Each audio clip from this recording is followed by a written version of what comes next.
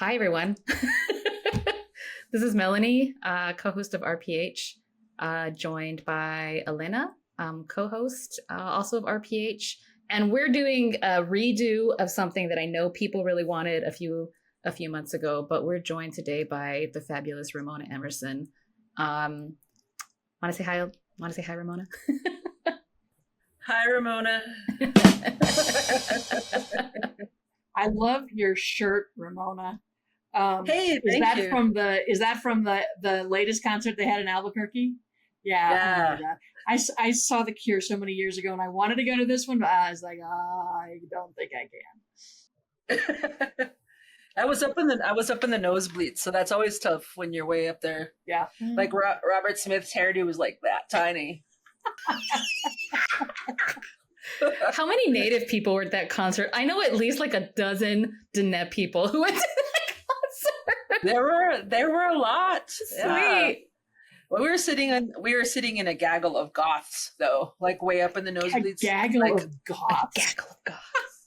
Everybody in their chainmail and their fishnet hose and yeah, all their tattoos. I was impressed because they all look like they were maybe in their teens, early 20s, some of them, and I was like, wow. It just proves that kind of like goth, depressing rock kind of just plays into every single generation, and it doesn't matter if you're 60 or 16, you can relate to all the depressing goth stuff, and it was good to see. Yep. Were those like emo native goths or like? I didn't see the natives I saw were just, like in their huge native wear. I didn't see any native goths. Huh. I feel like, but there were a lot of goth chicks hanging out with me with their purple nails and their hair all ratted out and their makeup looking sloppy. They did it just for, Robert Smith. They totally got that vibe right. I felt so out of place. I was like, I should have worn my goth. I should have not brushed my hair. Like, what's wrong with me? We didn't call that goth back in the day, though. I mean, I don't know that goth was really a thing when I was in college and we were wearing leather and chains and combat boots. And I mean, I got my black leather jacket stolen at a Ramones concert at the Sub Ballroom. Rude. Ooh. That's where all your good stuff got stolen back in the 80s and 90s, is at the Sub Ballroom. That's right. That's exactly right. Now it's not a ballroom anymore. And probably because everything got stolen out of there. Okay. The Sub is the student union building, I'm assuming, at the University of New Mexico, right? Okay. Absolutely. What are you talking? Is there something that used to be the Sub Ballroom that is no longer? Was that like in a different room before the Sub that we know of now? It was built? like one big room, and there was a stage. And there were concerts. I mean, I can't tell you who I saw there, except I remember the Ramones because my leather jacket was stolen. But there was a lot of really cool bands that played, because I was there in the mid to late 80s. And yeah, a lot of cool bands played at the Sub Ballroom. I think Red Hot Chili Peppers played there. That's what I saw them there. Yeah, right before Mother's Milk. So like right before they got super famous. They were still wearing socks on their stuff. I'll just say that. Do they still do that? I hope not. That would be so gross. But yeah, like back in the day, like all the heavy punk and I guess alternative, that's what they call them now. But those type of bands were always at the Sub. So it was a good opportunity to see shows before they got super famous. Exactly. Yep. Right. Damn, moved to Albuquerque too late. I obviously belong to a different generation because that shit never happened at UNM. That is a UNM. Yeah, man. The mosh pits at UNM back in the 80s. What? Oh, how yeah. did I not know this? I was in high school when that was going on, so it's fun. You guys are legends. I got pneumonia there. I don't know. I got real sick. I got a real bad cold and never went away. So I'll always remember that the time I caught pneumonia at the Red Hot Chili Peppers concert. It's like the COVID of the 80s. That's the COVID of the 80s. The chili pepper flu. The chili pepper flu. I remember when I was a teenager. I'm 41, so I was born like in the early 80s. So I came of age in the 90s, the mid to late 90s. But one of my very first tapes was like one of the OG Red Hot Chili Peppers albums. Like you said before, they became famous, and I was like, "Ooh, I scored!" I don't know. I got it at some like weird alternative like music store. I don't even remember where, somewhere in Arizona. But I was a big Red Hot Chili Peppers fan. I thought it made me cool and like edgy. I know. Now they're like, "Ooh, you like the Red Hot Chili Peppers?" Like so normally mainstream. Like, well, the police were kind of like that too. The police were super edgy and very like new wave. I don't know that they were punk, but they were very new wave, and they were kind of ska. Like yeah. For a second, I thought you were talking about the cops, like the police. And I was like, wait, what? I also did not know this history. No, now I know what you're talking about. Yeah, I was talking about Sting. Yeah. Okay. The Sting cops. The Sting cops. Now they're kind of pop, like really mainstream. They didn't used to be that mainstream, and it's interesting. That was like my first album that I got. It was like in 1978, I think. And I used to I still do. I'll listen to the Police. I have a lot of Police on my playlist still. But you're right. Like once Synchronicity came out, everybody was like, oh, mainstream Police. And then he turned into Sting, and and then he was in Dune in his gold underwear, and that was pretty much it. Oh, was man. I forgot about the gold underwear. Oh my God, Fade. Remember his Fade? Fade. Yep. And I had the little Fade doll. Oh. Yeah. I had to have the Fade action figure. Yeah, see? And then he was in Quadrophenia, and he was in Dune, and then he was in something else. It was like Brimstone and Treacle. Yeah. Something like that. Yeah. Oh. I remember Brimstone and Treacle. Wow. Breaking out all my 80s knowledge. Yep. Let's just talk about this instead of the book.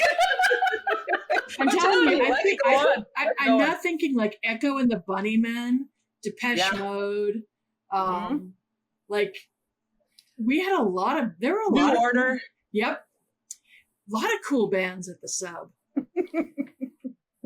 What? Really? All of these bands came to the Sub? Yeah. Holy shit. Yeah. And you just see these little shitty posters around UNM, like, oh, look. The Smiths or whoever was coming, and and it was like, I gotta, Violent Femmes. I saw the Violent Femmes 2 or 3 times. And let's see, Big Country was there a couple of times. Yeah. Oh my gosh, you missed out, Melanie. Full of job. I was graduating from college when you were getting there. I think because I graduated. I graduated the year that Nevermind came out. So like Nirvana was like my senior year. Like Nirvana, Soundgarden, Pearl Jam, all that stuff came out senior year. So and so right before that was like 87, 86, 87, 88, 89, like junior high and high school. That's when all these sub bands were coming. Did Nevermind come out in 91? Yeah. 93, 91. 91. Okay. I was 10 years old in 1991. Yeah. So I'm like, I know. So you're like 7 years younger than I am. Okay. You're so I'm like kind of like age. half a generation or something behind you, basically. Yeah. Is that how that works? Yeah. Okay. I think so. Just missed it. If only I was born in the 70s. I could have seen all these bands. Yeah. It was a good time. You got to ride up front with no seatbelt in the car. Like I remember like driving down the street with my mother, like riding in the passenger, and my brother would be standing between us in the passenger seat, like this, like with his hands on her neck. Oh my God. Yeah, very much still a thing in the 80s when I was a kid. Yeah, my dad had one of those old Chevy pickup trucks. We always used to cruise in the cab. Or in the back. Stand in the back. Not sit, but stand. In the back. My God. Yeah, hold on to the cab. And you fought over the wheel humps. The wheel well. Yeah, that's where you wanted to sit because you were up a little higher. Of course, that's where you would have gotten thrown out too if the truck had hit anything. But like we used to fight over the wheel wells. Oh yeah. I don't know how many times I rode into Gallup like that from Tohatchi, like all the time. Yeah, that was the way. You and Grandma in the back. Yeah, that's right. She had a chair though. Yeah, Grandma would have a chair or a little stool, and then you get to sit on both sides with Grandma in the back. Yeah. This is like pleasantly nostalgic. I mean, I did not experience all the badass things at the sub on all the bands that you saw before they became famous. But this conversation about like riding in pickup trucks with Grandma, absolutely. Yeah, for sure. It makes me actually I feel like your book is very nostalgic like that, but like not in like a creepy like settler nostalgic way where they're like, we wish settler colonialism was still a thing, or like, we wish we could still be racist and sexist without any repercussions. Your book is like, it brings me back to a time, maybe it was like in the 90s or something when I was a teenager, and the way that you describe, especially like Tohatchi. I mean, I didn't grow up in Tohatchi. My family's from the western side of the Navajo Nation, but just like the way you describe and the way that you create like the time and the place of the story is, well, the story goes back and forth, I think through a certain time span, but it absolutely brought me back to like my own childhood and my teenage years, going out to White Cone where my family is from, and then kind of going in between that and like border town spaces. So the way we're talking about stuff right now is actually like how I felt reading your book to be honest. Well, that's good. I'm so glad that's true, because that's what you hope to invoke, I think, as a reader, is like giving people that nostalgia or being able to like feel what they're reading. So for me, that's really important. Like, I want people to feel that connection. And I think a lot of Diné feel that connection, and that's great. That's what I wanted. I don't know if not every reader will feel that same connection, but I didn't write that for everybody, that connective part. Because I didn't think that anyone would really read it or would care, to tell you the truth. So I thought, well, I'm just going to write this book for, like other Diné people who will relate to it and hopefully will be able to heal a little bit from our own fear and our own, I guess it's just being afraid of death. And that was a really big part of why I wrote it, because I just felt like it was something that we needed to stop running from. And I mean, I personally was afraid to write it myself because I had those fears. But in the end, I think it's kind of like, well, I've been taught to be superstitious my whole life about this particular topic. And despite the fact that I was very superstitious about it, I still worked in forensics, and I didn't blow up or die or any of the horrible things that they tell you are going to happen to you if you talk about it. And I was like, so it's like, well, maybe I just need to get over it and think about how to evolve. And so that was my own personal way of doing it, is to write about it in such a vivid manner. I think it was just my own catharsis, I guess. And working in that industry for so long, but then my own realizations of my own fear kind of came through. There were two things that stood out to me in the book related to what you just said. As a Diné reader, like, obviously I was very aware of the taboo of talking about death. And I was like, Ramona's really going for it. This book, like, this is a very like detailed, almost like visceral account of and many things, like where you're talking about like spirits and ghosts, or like what death looks like and feels like, and having to interact with it on a regular basis. And I felt at first, I was like, yo, or whatever. But then I was like, this is actually incredibly, like you said, cathartic, as a Diné person, to see it being spoken about. But the way that you handle it in the book is just really, I think we were talking about Tony Hillerman when we tried to record this a few months ago. And, Tony Hillerman has always been all about, like, I don't know, like witchcraft, and talks about like the relationship between Diné people and death, but in like in a very white voyeuristic way. Feels very exploitative, actually, and it's definitely not written for like other Native people or Diné people. It's written for white It's very audiences. cartoonish too. You're right. It's and yeah, as a non-Diné person, but as someone who lives with Diné, and Tony Hillerman was the thing when I was in college, and I always felt like I was picking up a comic book. Not a good comic book, like not a real graphic novel, but like Casper the Friendly Ghost. When I read those books, because it was like, yeah, this is not what I have come to know. And I thought when I started reading Shudder, my first reaction was, damn, she's brave. Like you, Rita for sure, but definitely you, because in my mind, I was thinking, these are all the things that are not talked about.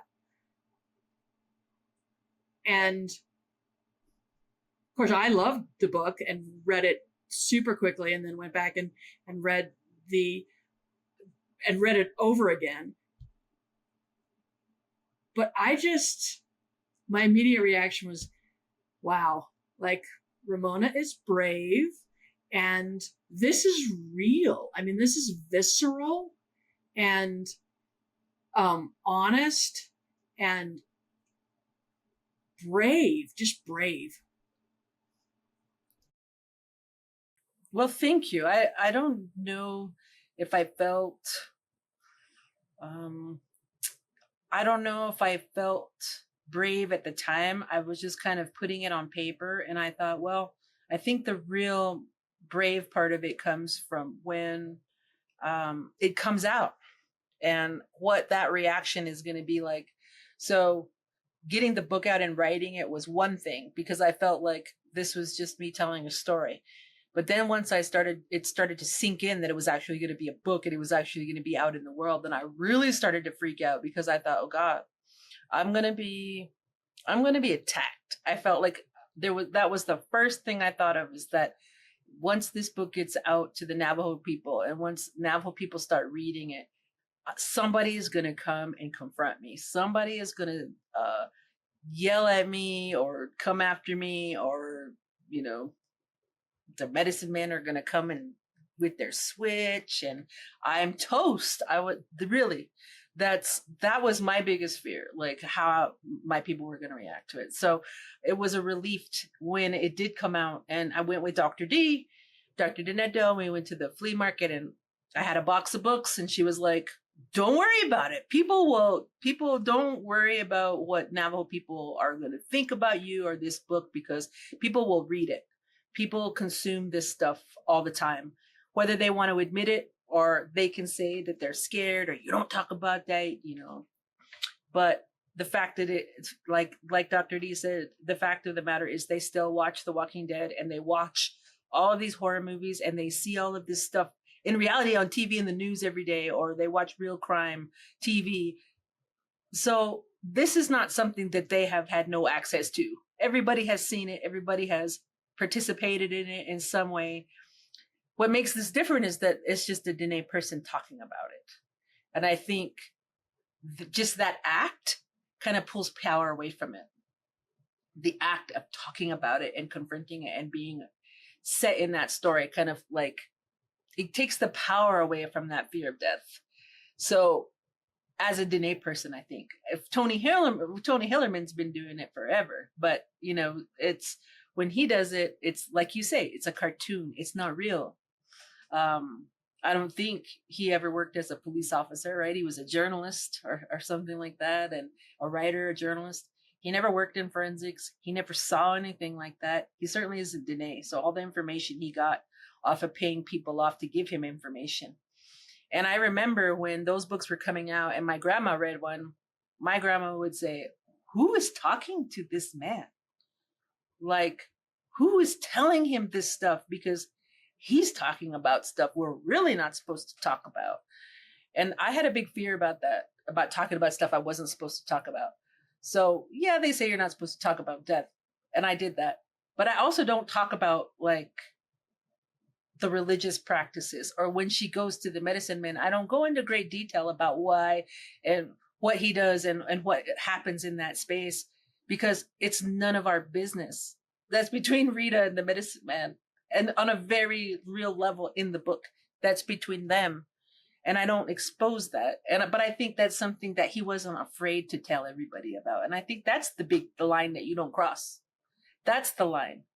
I think letting that kind of information out is much more egregious than talking about dead people and ghosts, because that part of life is just a part of our life. And there's, ask a Navajo Nation police officer or a Navajo Nation doctor or any Diné who works in that kind of field. They're going to see death and they deal with it. They come across accidents. They see it. They deal with it. They work with it. It's just part of their life. It's part of what they do. It's part of their job. And this is the same thing. So, it's a very tangible reality, and not just Rita's life, but a lot of Diné. They all, there are people who do this work. And I think like from the time that I was young, that road too, from Gallup north, I heard stories from people that talk about spooky stuff on that road. And it's you don't hear about those stories in public or with non-natives around, but they're talked about a lot. And people talk about seeing things on that road. And I've heard the same stories from my husband's, from my brother-in-law and cousins, my husband's cousins, and like people within the Red Nation when we get together around Halloween and we do our spooky stories. And they tell the same stories, and so there is definitely something going on out there. And it's talked about. It's not talked about to white journalists who are looking to make a gazillion dollars off of commodifying Diné culture. I mean, but those things do exist. And I got to tell you, like, the difference between Shutter and Hillerman literally is a comic book that we used to buy when we were kids, and like an actual honest to goodness book. And it was so refreshing to read, and you can be refreshed and scared at the same time. And I think that's where I was, but it was just so, I don't know, it almost felt like the difference between just fluff and an actual content and character development. And I knew Grandma, and I could see the house, and it was like my grandmother's house at Okewinge, the stove, the coffee pot, the box in the closet, just like those are, I could see the house, I could see the driveway, I could see the neighbor. And when the neighbor passes away and Rita is having a conversation, I mean, I could see all that. I could feel all that. It was so evocative. It was so beautifully rendered that it just made me so happy to read that book, and at the same time be really scared.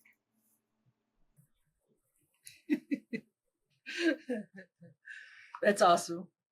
Well, it's easy to write about people that or people that actually lived and breathed in that space. And it's easy to write about my grandma's house. It's like my favorite place on the planet. And, it's easy to write about my grandma. She was also one of my favorite people ever. And also about I think that's what I really miss about that time and that space, is that people were different then. Diné people were different then. And I just remember all the older people, my grandma's friends, coming to the house any time of day, any time of night, anytime they needed help. they would come to my grandma's house, and I would come out, and she'd be like, "Come over here and shake hands. This is so and so. Oh, hi." And then, everybody have to shake everyone's hand, and he lives up the road over there by the chapter house, or and then they carry on their conversation, and I go off and do whatever I was doing. But everybody it was just a community, and everybody knew each other, and my grandma knew everyone, and everyone knew that my grandma's house was a place that they could stop and they could feel safe, and if they needed help, my grandma had a phone, and she was right off the road next to the police station. You know what I mean? It was like this place of solitude and safety. For Rita too, it's the same thing. It's this place of solitude and safety where she can feel safe, not only from Albuquerque, but from the spirits who just happen to leave her alone when she's there. And book 2 kind of gets into why it's a safe space, why that place became a place where she can hide out, where the ghosts don't come. So that first book doesn't really cover why that it's like that, but for her, she just knows that this is the place she can go if she needs some time away from these things. And I think for me, it's a way of just kind of like pulling out that nostalgia, like those people I remember meeting and shaking hands with, and the woman that lived across the street with her old dog, and the guy that lived behind my grandma's house, who my grandma would say, "I think he just bought that trailer back there so he could watch me get dressed." Because he put his stupid trailer like right by my grandma's bedroom window, and my grandma was like, "That old hag, I can't believe he put his thing right there." And we'd always we'd always tease her, "Look out, here he comes, he's gonna be watching you." I don't know, but see, like, that's the kind of stuff that I think I was just wanting people to experience themselves and to be a part of. And so I'm so glad that you like that part of it, because that's, I think, any Indigenous person, whether you come from the Navajo Nation or you come from a Pueblo or wherever you're from, you find that connection there. That you have people that you can remember that were like that. And it's just not the same anymore. I don't hardly know anybody in Tohatchi anymore, and nobody is certainly friendly. And they certainly don't come over to grandma's house unless they want to complain about something, or and it's just like or turn you in because your fence line is messed up, or there's some crap going on with the chapter house, or it's always some kind of drama. It's never a community anymore, and that's what I miss about the old Navajo Nation. And back when that road was 666, now it's 491, and I've got a million stories about that road, and things we've seen, and people who have scared the crap out of me about stories on that road. So, and that road was just a 2-minute walk away from my house when I grew up. And so it's like the sound of it is part of my brain, like hearing the semi trucks go by in the middle of the night, or, just always, it's always just a part of it. If any story I write, I think. So much that's going through my brain. Okay, first thing, you're talking about your grandma. She's like, "Oh, that man just put that trailer in back there so he could look at me." My grandma used to be in White Cone. My grandma Peggy, who went to the spirit world last year, but she was about 100 years old. We weren't quite sure how old she was, because you came from that generation where you weren't quite sure how old people were because of the census.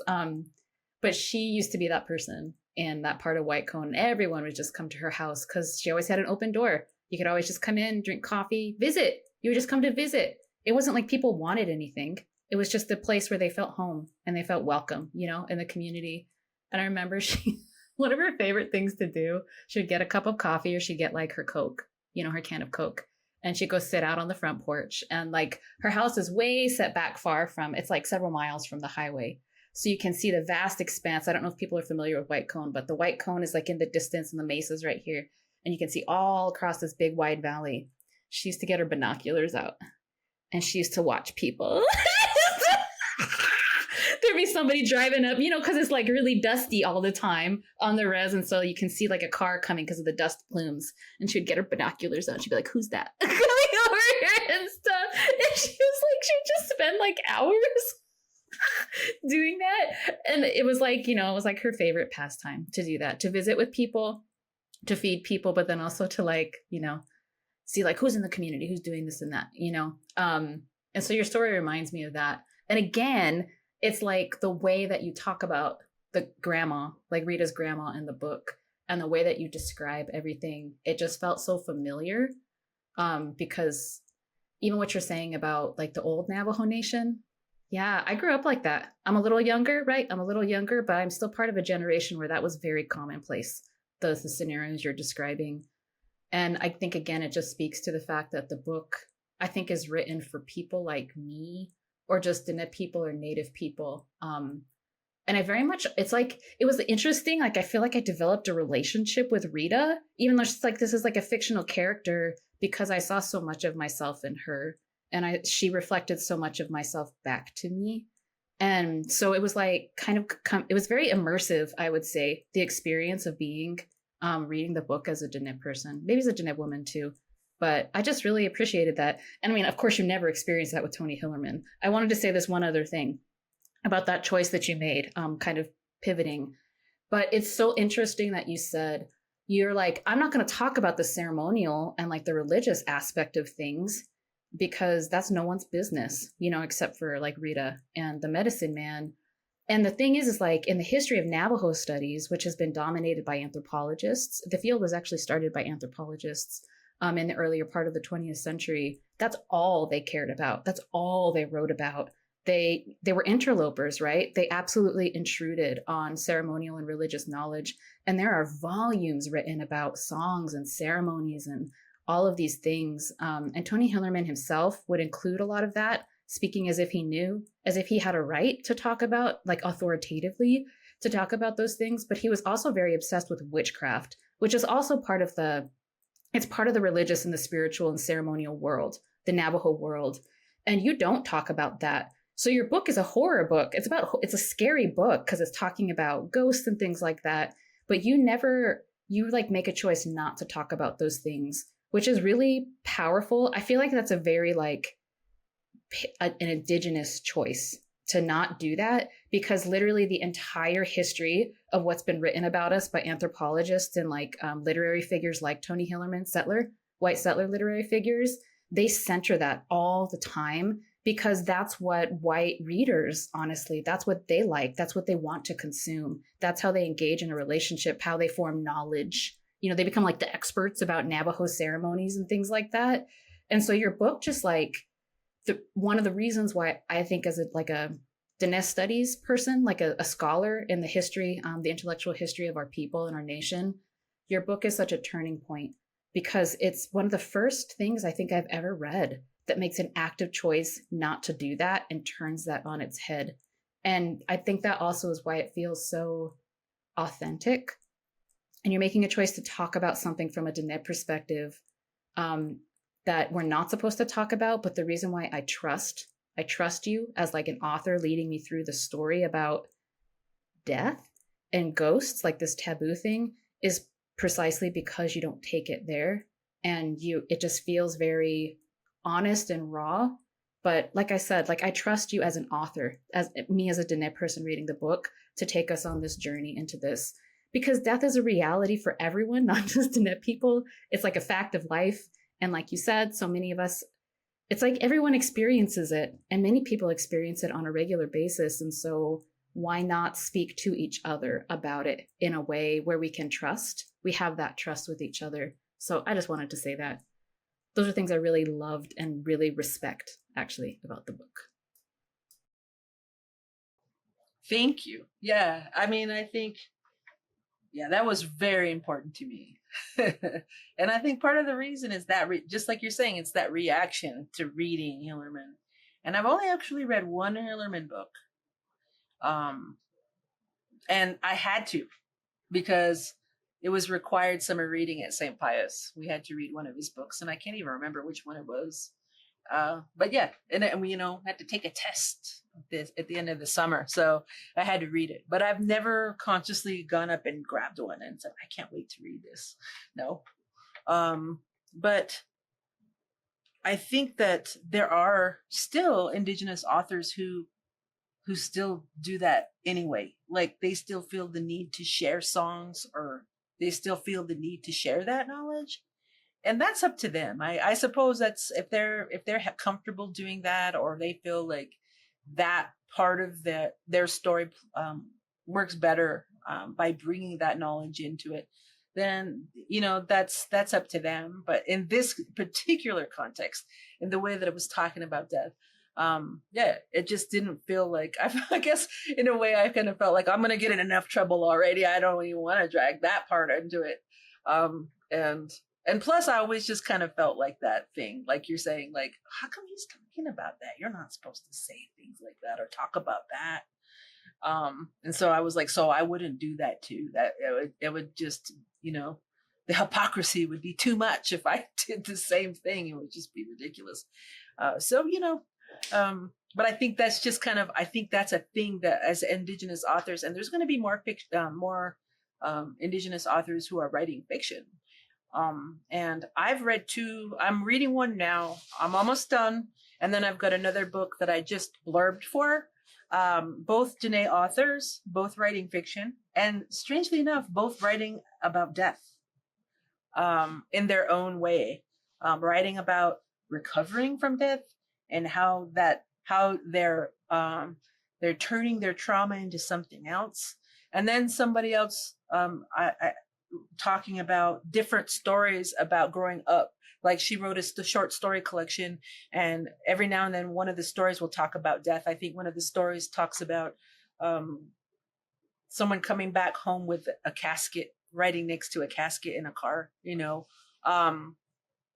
that kind of stuff I think is great, because I feel like I kind of stepped out into that void to see what would happen, and I didn't blow up or drop dead or get cursed or do anything. And so I feel like the Diné authors are kind of like, oh, okay, so let's dip our toe in too, because we're gonna be okay. Nothing's gonna happen, and they're kind of doing it, and I'm so glad to see it, because this is reality. We're writing fiction, yes, but all of our fiction comes from what we know and what we've experienced, and so I think it's a healthy conversation to have, and I think readers feel the same way. And I actually had a couple of readers come up to me at the flea market, and they were young people. These are always the people that come up to me in this context are always very young people, like early 20s, maybe teenagers, and they want to go into forensics, or they want to be a pathologist, or they want to do that kind of thing. And I feel like they've come up to me and they say they felt a connection to this book because it kind of took the stigma away from them wanting to do that. I think like they probably told their mom and dad, oh, I want to work in the pathology lab, or I want to be a coroner, or I'm interested in working with the police. And they were probably like, what? But because they've come up to me at readings and said, I'm so glad you wrote this, because now I don't feel so bad about telling my mom I want to work as a forensic person. So, that's cool. I think that that's good. And we need more people, I think, to help other Diné people to deal with that part of life. And to have another Diné person have to talk to you at the pathologist's office, at the office of the medical examiner, police officers, these kind of people. It's just something you don't see very often, so it's good. I'm glad to see that these young people are willing to take that step, and older people, I would imagine too. Well, it's so it's so interesting. Now we're having a public conversation about this. A lot of Diné people are going to listen. I'm even still like, I'm not sure we should talk. But it's interesting because, right, we're still in the era of COVID, but we just came out of a very dark chapter filled with death for Diné people, for all people, for humanity, because of the pandemic. But I'm sure everyone knows now, like, how many people we lost in the Navajo Nation, how many Diné people. We lost an entire generation of speakers, right? Like, there were families that lost 12 people in their families. And I've spoken to like some Diné people on and off over the last few years. And it's like we haven't reckoned with that, I think, as like a people yet. Maybe we're trying to do that privately. But how do you reckon with that kind of very like a large scale, like death like that when you're not supposed to talk about death, or there's supposed to be a distance, and yet that is pervasive, and it's like very present for all of us, for like, again, for everyone, but for Diné people, like very much so. It's like completely shifted, I think, who we are as a people, and I'm not sure we really understand what that shift looks like yet, but maybe there's like a generational shift because of these things that are happening with young people, that there's more of a willingness, and not really a willingness, but they want a path to be able to talk about things and to process things, and to not shut those things down, because that is really the only way you move forward, at the end of the day, is when you're able to heal from those types of things. And so anyway, it also, I think maybe your book maybe represents some sort of like paradigm or generational shift also for Diné people, and that's Yeah, and I think everyone's going to evolve. Beliefs are going to evolve. Way of life is going to evolve. And during the time I was researching this book, I read a lot about the Spanish flu that happened in the early 1900s, and what it did to Navajo people then. And I think that flu pandemic that happened then really informed a lot of the traditions and superstitions that we have now about our death practices and about how we go about processing the idea of death. And that fear, the absolute fear of moving somebody out of the house and having somebody else take care of your relative, and all of these things, that these beliefs and traditions that developed came very close to that Spanish flu pandemic. So that's I think how Diné people dealt with death in the first pandemic. Now, all these years later, when we were facing yet another pandemic, and of course I was writing this, or finished writing this, during the pandemic as well. And so like you look at all those years have passed, and then they were dealing with it again. And how has that changed? Not much, because people are still fearing it. They still are letting other people, i.e. these white morticians that are living in border towns, taking our people and doing things that aren't necessarily traditional, that shouldn't be happening, taking advantage of Navajo people, charging them exorbitant amounts of money to do what they're doing at a time like this, where there's so much sadness and loss happening, and yet we're still getting taken advantage of because of our fear. And so I really was like worried about how people would react to that.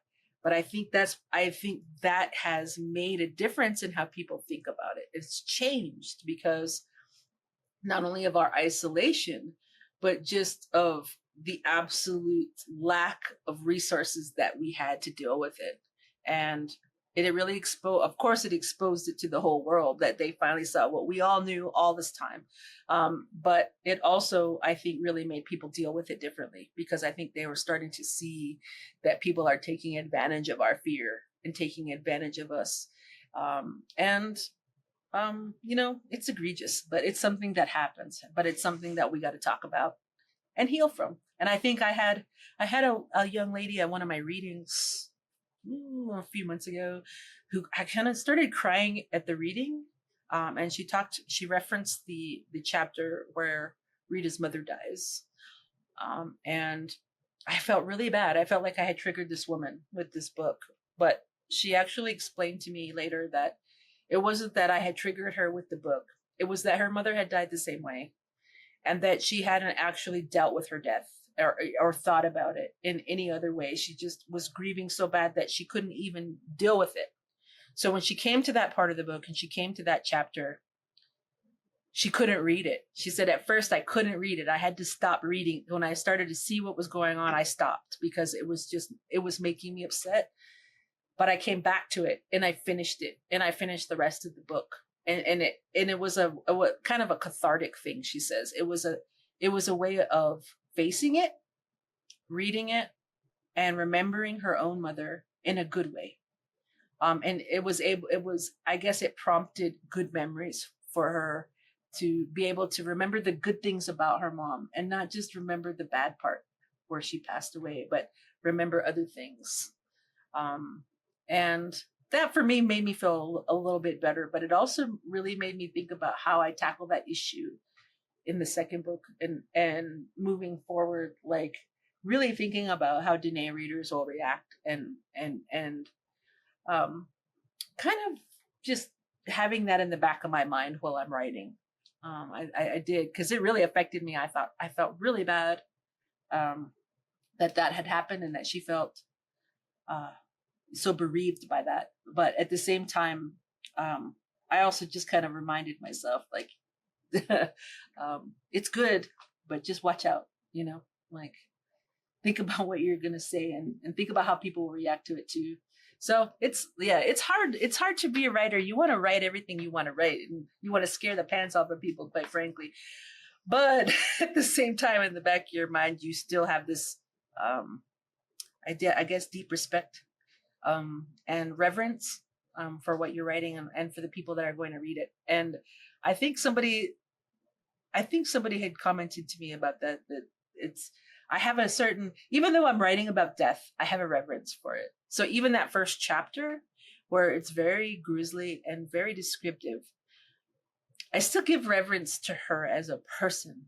She may be in pieces, but we still remember things about her, and we still think of her fondly, and we recognize her memory, and her family, and the things that she went through, because that's part of it. You can't just talk about victims like a cop would. You got to talk about somebody who has reverence for these people, and I think Rita really does.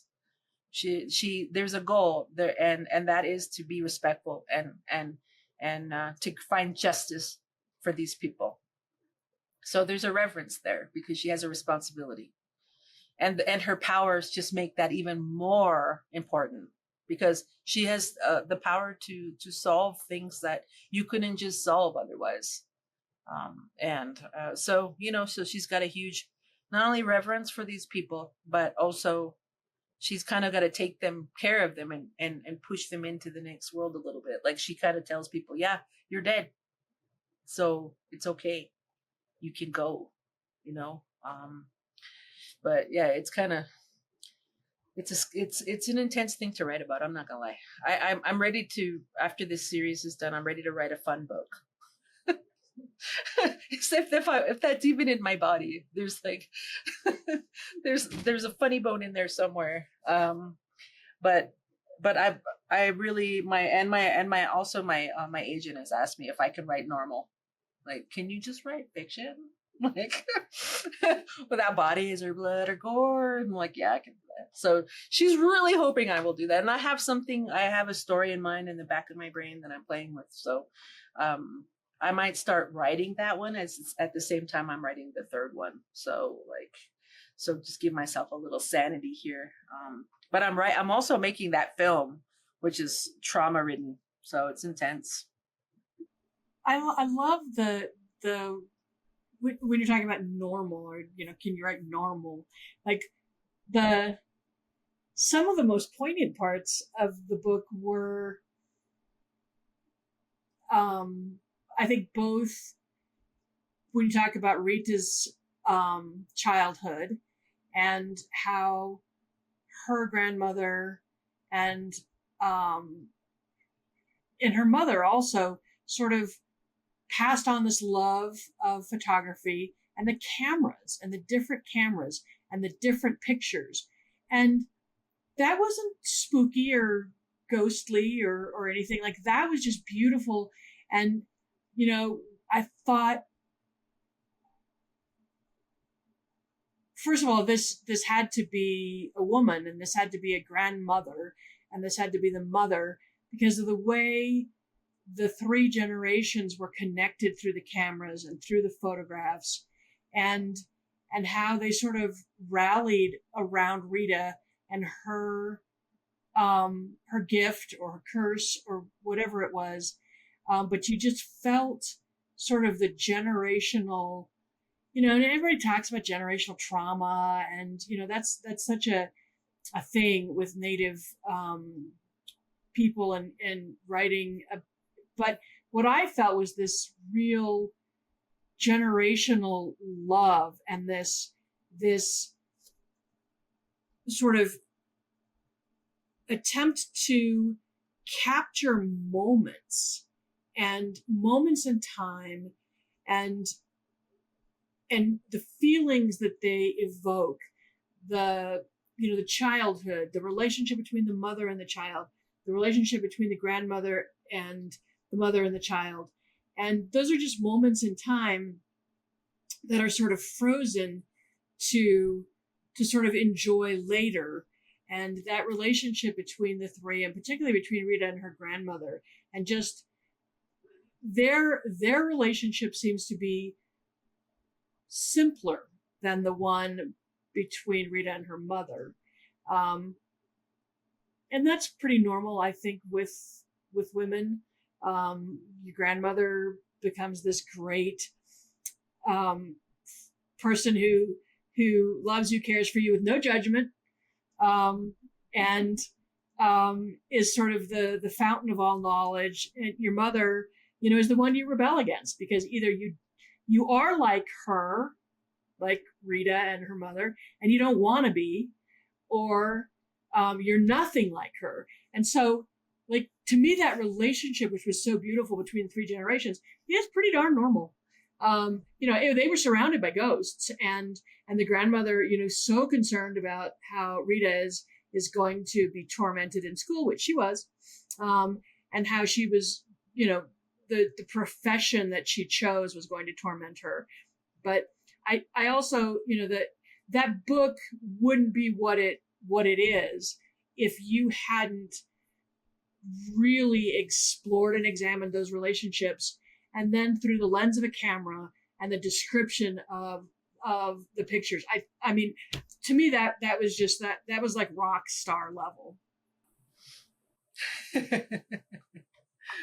Well, that's awesome. I'm so glad you felt connected to the photo part of it. I think that the idea of the cameras and the fact that they're all photographers, they all work to capture memory and history, all three of them. So the grandma at the boarding school does the same thing. She captures the souls of these people when they come into boarding school and when they leave, and how all the Indians been sucked out of them. And it was so disturbing to her, and I guess traumatic for her, so much so that camera goes in a trunk in the closet in the back, along with all the photos of grandpa, because photography invoke memory. You look at a photograph of somebody who passed away a long time ago, and you remember every time that you talked to them or saw them, or you remember your birthday with them, or you remember what they smelled like.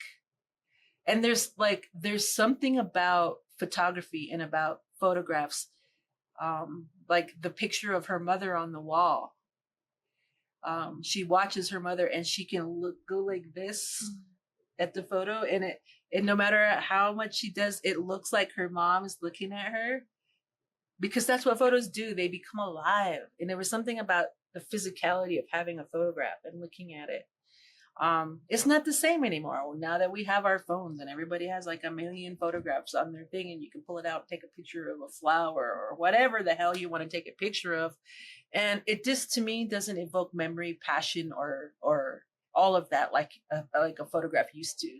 Like that act of taking a photograph, of having to take it somewhere else and have it developed, and spending all that money and waiting for it to come back and wondering, oh my God, I just shot that roll. I hope it all comes out, because you never know. You never know if it's going to come out or not, if it's going to work, And I think that was really important for me to have it happen during this time period too, because if you look at the camera models and you look at the way the years unfold, it really happens in my time period, which is like the 70s into all the way in through 2005, because the last camera chapter is the iPhone. That's the first year that the iPhone came out, 2005. So you're capturing this whole moment in time before digital photography took over, before memories became chips, before memories were stored on digital devices, before they became virtual and lived on a cloud. and, got sent over your phones and on your emails. This was a time when none of that existed. There were no emails. There was none of that happening. And so for me, it was a really important time photographically to capture. And all of her mother's photos, I think it kind of talks a little bit too about being an artist and being, in her mother's case, a photographer who couldn't support her child doing that, who had to give up photography and move into something else so that she could provide, but that the next generation, her daughter, was able to use the photography to survive, to live, to help find justice for people. So it kind of is like a history of like photography and photographic memory and photographic history. And I think that's just me nerding out because I'm into that. My mom and my grandfather actually was the one who took all the photographs for me in my family. Rita's family is her grandma. In my family, it was my grandfather, and he was in the army, and he took a lot of photos. And my grandma really did have a trunk that was in the back of her closet. And when we pulled it out, all those photographs in there were mostly taken by my grandfather, and all kinds of crazy stuff from all the places he went around in the world when he was traveling. But then when he came back, my grandma's the one that got the camera, and she started taking photographs in that. And so you can see that, like, how our family changed, how the family dynamic changed when my grandfather came back and when he died, and how grandma took over, and then my grandmother and my mother's life alone, and then with all these other family members coming in. So it's like, wow, that all of that stuff is here readily available as a memory. But when you see it physically as a photograph, it makes it that much more tangible.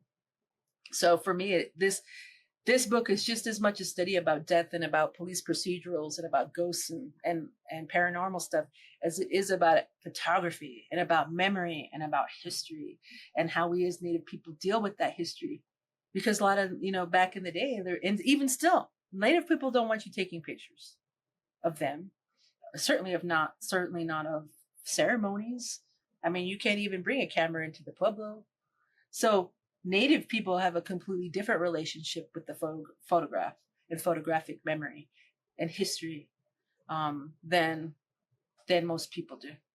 So there's so many levels to that and how you can discuss that and talk about memory and photography.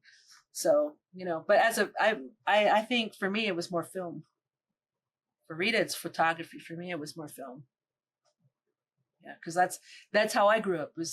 That's how my lens was projected to the outside world, is through film.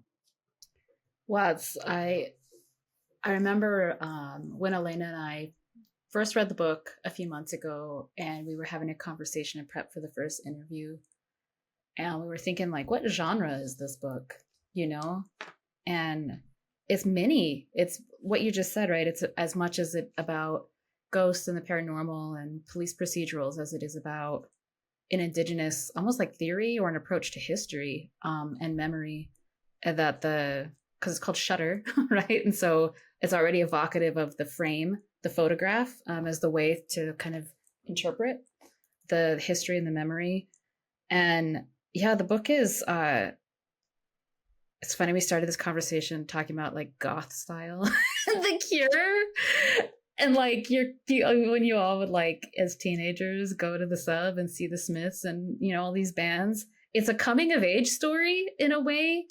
It's also a mystery. It's also a thriller.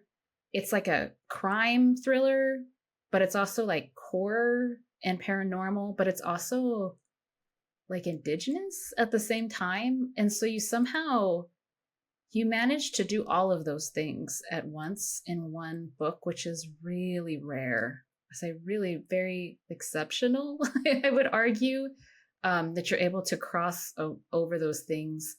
And so that's just what your comment brought to mind, because it's like a book that is very authentic and immersive, but it's almost like aware of itself in a way too, that as somebody who is, I'm not just like a Diné consumer. I'm not like just like a person reading the book, but I am a person who like studies our people's like literary and intellectual tradition and the history.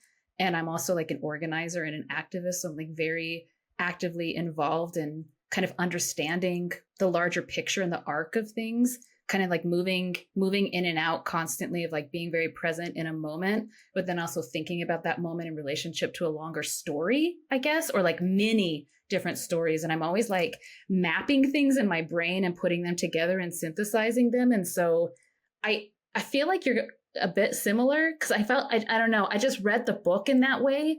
And like when you go between the light and the dark, which is what Elena says, the chapters move constantly between the past and the present and the light and the dark.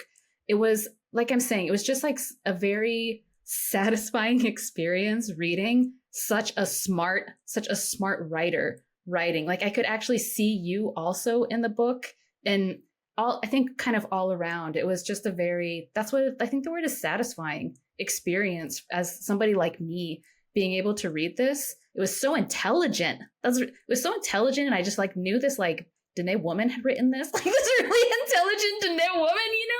And this is, I feel like I'm just kind of like rambling at this point. But yeah, it was like meta, but it was also like very immersive. And anyway, I just really appreciate it, because I never have that experience with like almost anything: film, television, books, even conversations with other people, my day-to-day interactions, academic books, you know, all of the things that and the information that I'm taking in on a regular basis and, you know, mapping in my brain. Very rarely do I feel like such a spectrum of satisfaction actually in the things that I take in. And this book was a rare gem in that way. And anyway, fangirling, just wanting to say that to you.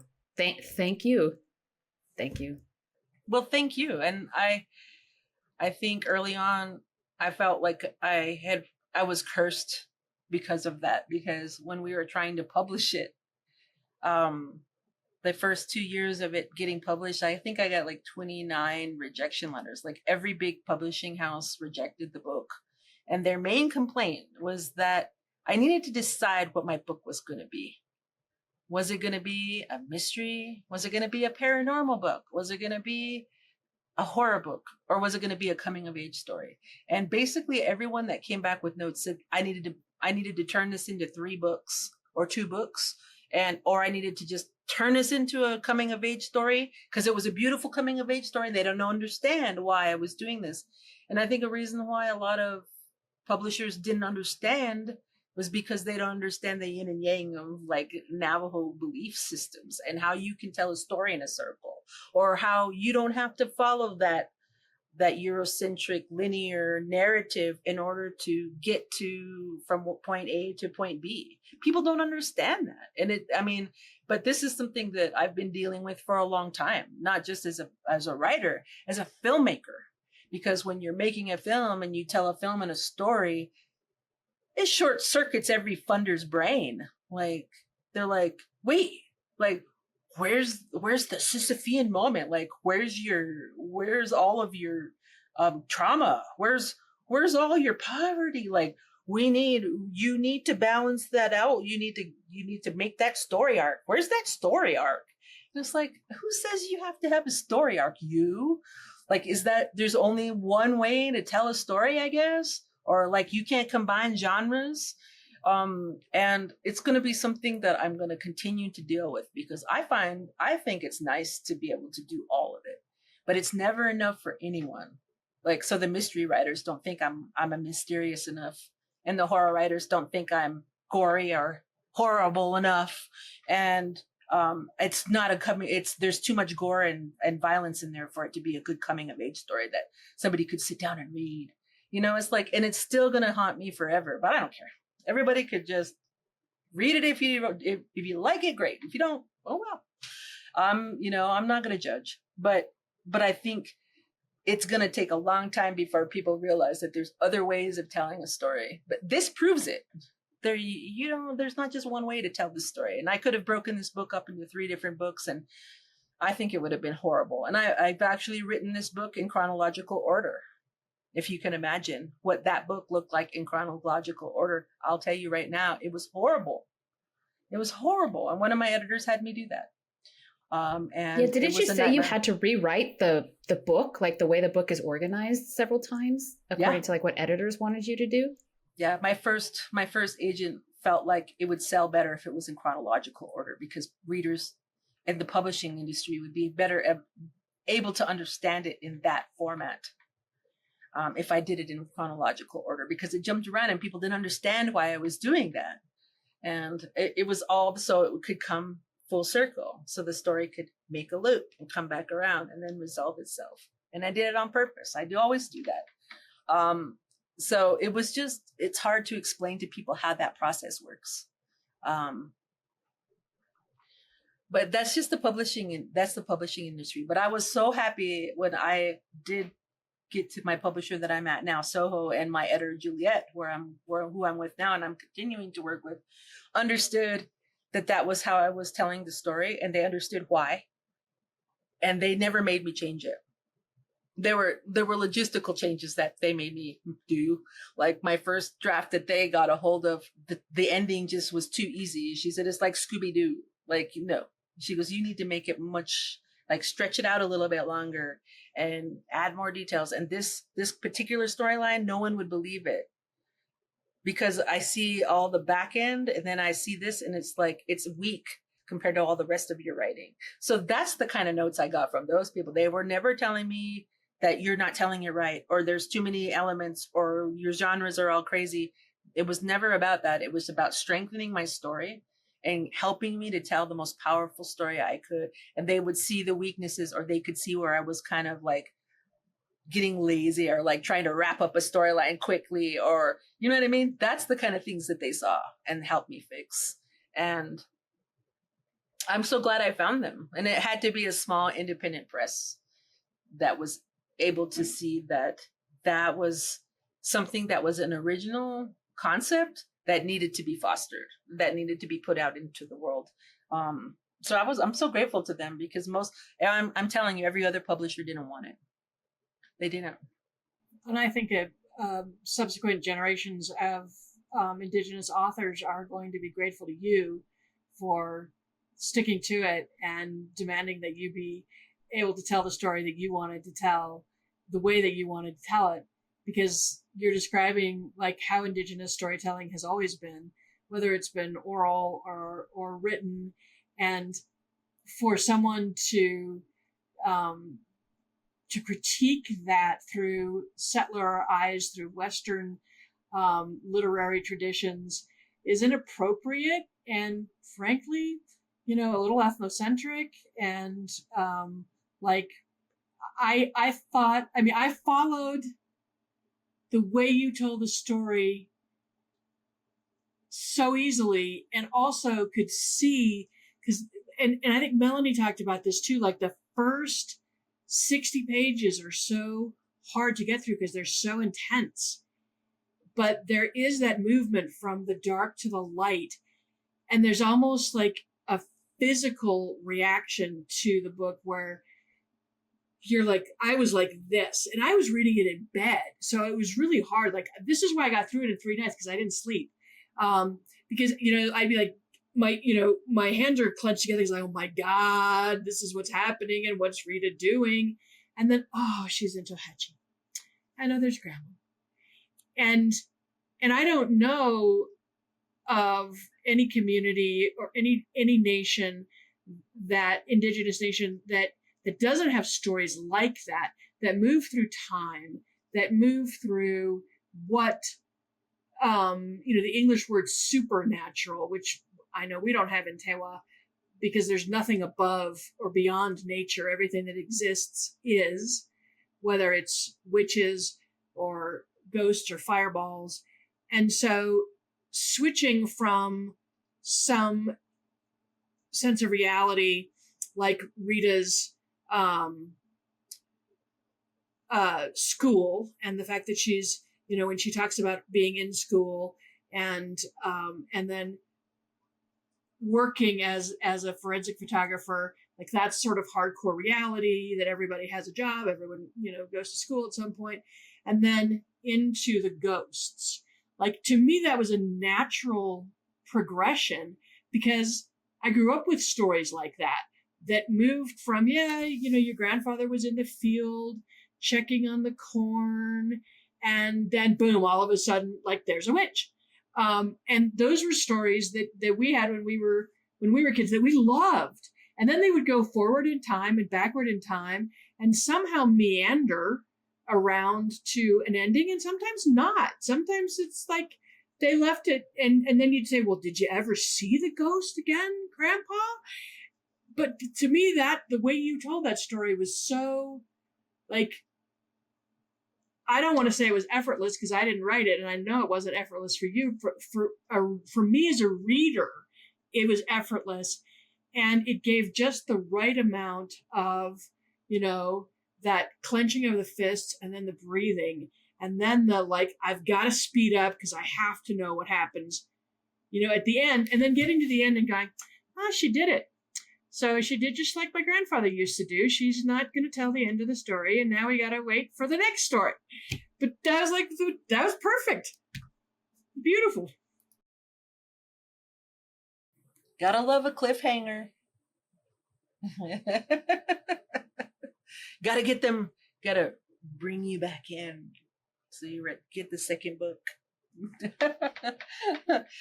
But I think for me, my grandma always left it open, because that there was always that thing at the end and if you do that, you'll be able to find out what happened.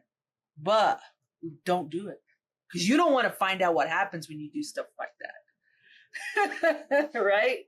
That's the way grandma went. And then we'd be like, oh my God, we better not go down there ever. Or like, we better be back home before the lights come on. Or, you know what I mean? Or like, don't talk to that guy down there in the valley, because grandma had that story about it, remember? And it was like, oh my God, yeah. So we're never going down that road, right?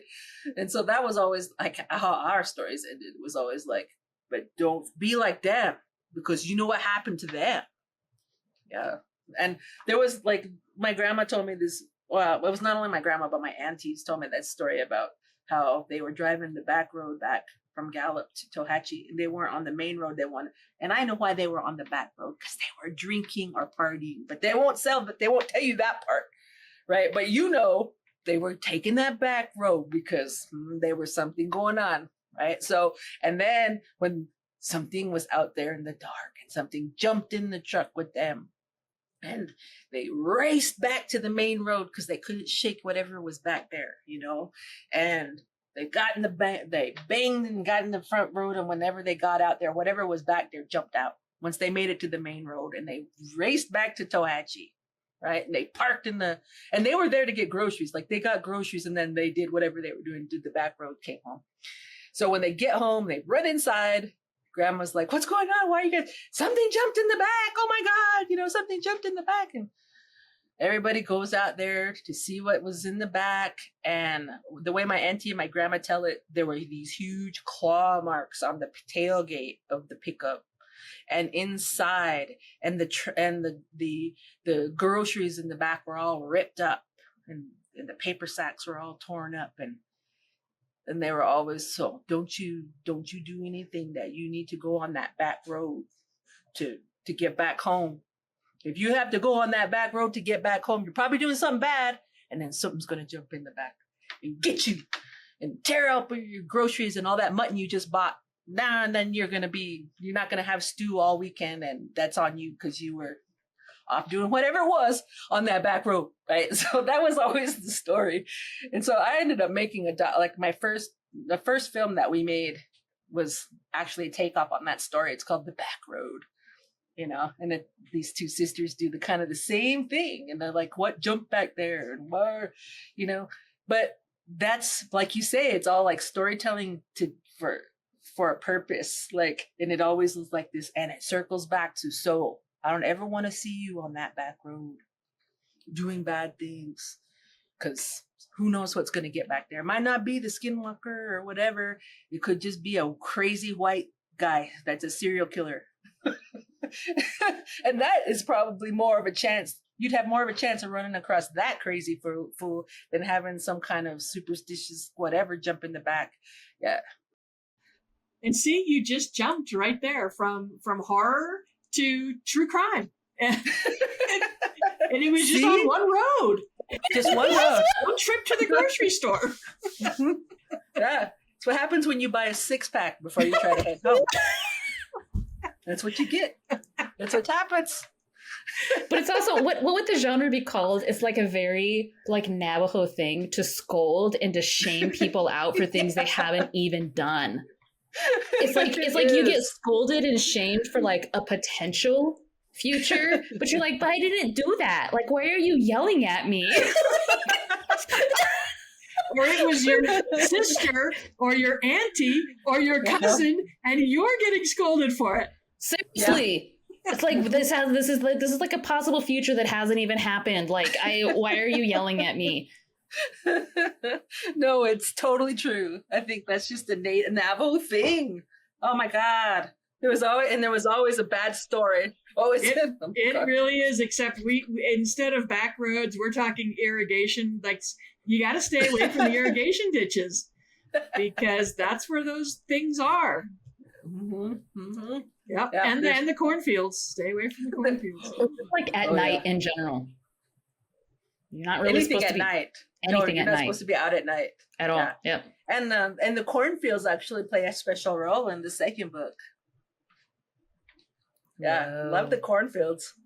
Okay. Now I'm getting scared, and it's not even out yet. I know. It's like 3:30 in the afternoon, and there's full sunlight, and I'm like, Cornfield. I'm like moving into like scary story hour. Which, by the way, that's the other thing you mentioned this earlier. Okay, sorry, I just said the F word. But Diné people love telling ghost stories. We love telling those stories. Usually they're like the cautionary tale, be like, better don't go on that road. But like, I don't know. Like, there's one of my favorite when I come together with other Native people, actually, in general, and we tell scary stories. I don't know. It's like a favorite pastime. So like, let's not pretend like we don't do that. That's why we like horror a lot. Well, Native people really love horror movies. They do. And my husband's Choctaw, and he has some of the spookiest stories, like of the stuff that goes on in Oklahoma. It's not like just Deer Woman or any of that. Like, show up some spooky like things happening that he actually witnessed, or or his sister had a ghost in her house, and they all have stories about contact or dealing with the ghost who lived there, and just crazy weird stuff. So I think like all Native people have crazy spooky stories and I'm surprised that there aren't more Native horror writers or Native who's doing anthologies on ghost stories or spooky stuff. It's only starting to happen, so thankfully it's happening, but I'm just surprised that there aren't more Native horror writers. You're blazing a trail stuff. Ramona, we're gonna see more of them. And then we're all going to be lying there in bed with our books, scared to death for like forever and ever. They need to make a TV series where all these Native people can put all these stories and make little short films about it and just scare the hell out of people. I think they really need to do that. And that would be so cool.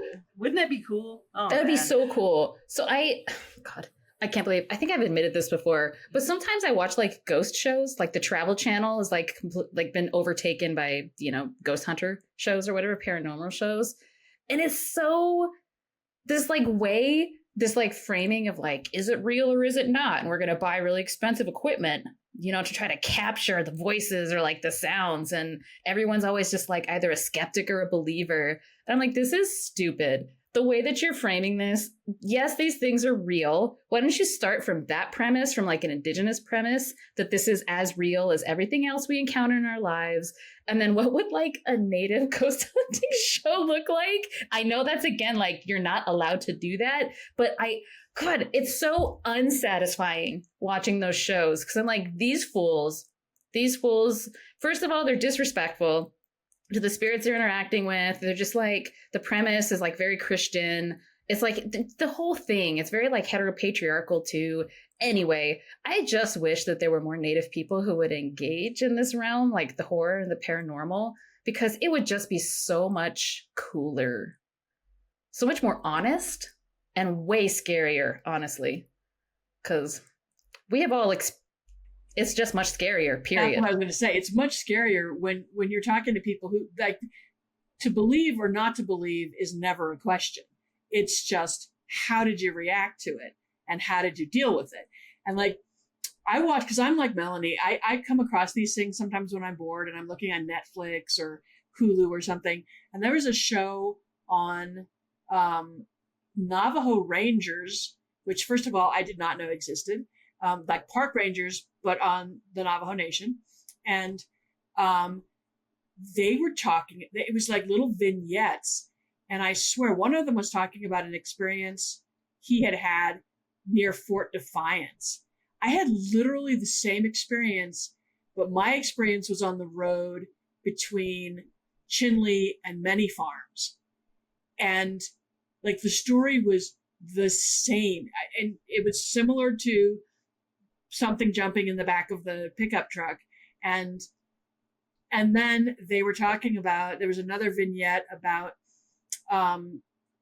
like a Bigfoot type creature right around Kirtland, which is where my husband grew up and where his family is, and where they've all told stories about fishing along the San Juan and seeing things. And I'm watching this, I'm like, dang, this is actually on TV. And wouldn't it be cool if native filmmakers were able to do that and do like Scary Stories You Tell in the Dark or whatever that show is, where they have little just chapters of things. And I mean, I think that would be awesome. I think they should have, I saw that. It was like Unsolved Mysteries. I think it was Unsolved Mysteries. It was like one of the episodes of Unsolved Mysteries. And I thought that was just the coolest thing, that thing existed. And that these guys, like, people would say skinwalkers outside our Hoga, and then these guys would have to jump in the car and go drive out there. And of course they'd get there and whoever it was out there hollering around was gone or whatever. But it's just crazy. But I think it would be more funny, like if you had Navajo women doing the show, because my mom told me a great story last week about like somebody was telling her, yeah, there's something out there on the other side by the elementary school. Yeah, we heard this thing growling. You go outside and you can hear it growling when you go outside. It's like, "Rrr." And my mom was like, what? And he was like, yeah, when you go out there by the thingy, you can hear it. So my mom was outside watering in the dark because it's the only time she can stand outside without melting. So she was out there watering her garden in the dark. And she was like, she goes, I could hear that thing. She was like, I could hear this. And it was dark. So she was like looking out there and the police station just got torn down out in Tohatchi. So there's nothing out there on that thing but the freeway. So my grandma was out, like my mom was out there looking in the dark. And she was like, whatever. She was like, it totally sounds like some dude. And that lady was like, I think there's somebody, maybe he's just prowling around trying to look in windows or something, like he's a peeping Tom or whatever. And so my mom was like, yeah, that's probably what it is. And he's just trying to freak people out. So my mom just goes right out into the bushes and like, who's out there? Would you stop growling? Just stop growling. Well, I know that there's just some guy out there going, ooh, I'm so scared. My mom was like, hurry up and go, get out of here. Nobody wants to hear you growl. Go growl somewhere else. And she said, and the growling stopped and she just went back to watering her garden. She was like, so it's just some pervo Navajo guy out there thinking he's funny growling around. She said, so I think it would be funny to have like a bunch of Navajo chicks like debunking all the crap that people get freaked out about out on the res. Most of the time, it's just some drunk guy out there acting. Either that or your mom is chasing Bigfoot away. I mean, calling him some Navajo pervy guy. Like, get out of my garden. You can't have that. I'm going to send my dogs after you. Get. I mean, that would be a good show. That would be a great show. Yeah, it would. We all have a lot on our plate, but I would help produce or like write for that show. I'd get out there and growl for sure. And I mean, that would be amazing. And it's got to be the women, though. It has to be. It has to be. Like, the guys are always the ones like, they're the chickens. They're the chickens. They are scared. They are. Yeah, it's always the women who are like, get out of here. Women are out there in in their skirts with their brooms. Yeah, sweeping it away. Come on now. Got their hoe. They're at the, come on. Like, yo, they're not scared. I dare you. Come closer. They're not scared. No.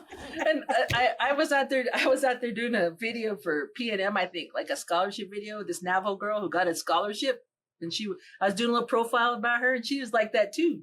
She was like, yeah, these crazy white people were doing this video thing.